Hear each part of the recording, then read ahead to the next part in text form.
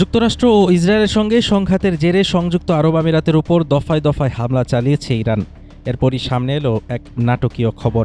আন্তর্জাতিক সংবাদ মাধ্যম রয়টার্স দাবি করেছে, হামলা বন্ধের শর্তে ইরানকে কয়েকশো কোটি ডলার তহবিল ছাড়তে রাজি হয়েছে আবুধাবি। ইতিমধ্যে ৩০০ কোটি ডলার দেওয়া হয়েছে বলেও খবর চাউর হয়েছে।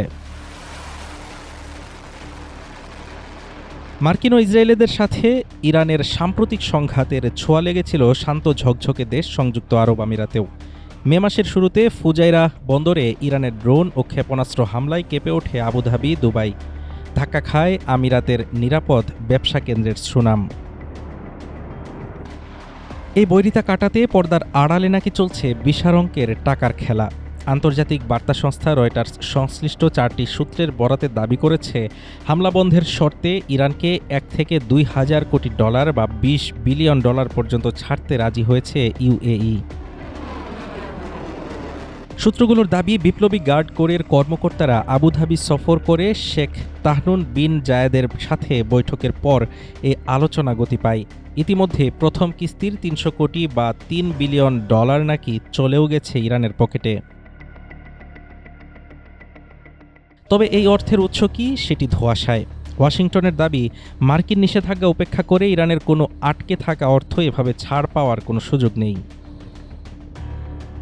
মার্কিন ভাইস প্রেসিডেন্ট জেডি ভ্যান্স বলেছেন, শুধু কোনো চুক্তিতে সই করলেই ইরানের অর্থ ছাড় দেওয়া হবে না। সম্ভাব্য চুক্তিটি এমনভাবে সাজানো হচ্ছে যাতে ইরান তাদের প্রতিশ্রুতিগুলো পুরোপুরি পূরণ করলেই কেবল অর্থনৈতিক সুবিধা পাবে। তবে রয়টার্সের এই বিস্ফোরক প্রতিবেদন প্রকাশের পর আর চুপ থাকেনি সংযুক্ত আরব আমিরাত।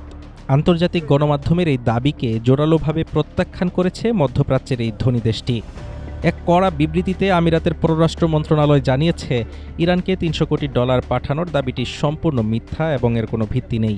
আমিরাতের মাধ্যমে ইরানের কোনো জব্দ করা তহবিল বা মুক্ত বা স্থানান্তর করার ঘটনাও ঘটেনি। গণমাধ্যমগুলোকে নির্ভরযোগ্য ও সরকারি সূত্রের উপর ভরসা করার আহ্বান জানায় তারা।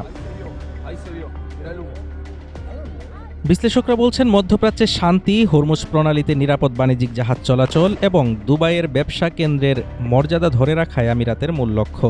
তবে পর্দার পেছনের এই আলোচনা কিংবা অর্থ লেনদেনের গুঞ্জন যুদ্ধ কবলিত মধ্যপ্রাচ্যের রাজনীতিতে নতুন সমীকরণের ইঙ্গিত দিচ্ছে। হাফিজুর রহমান তুষার, ঢাকা টুডে।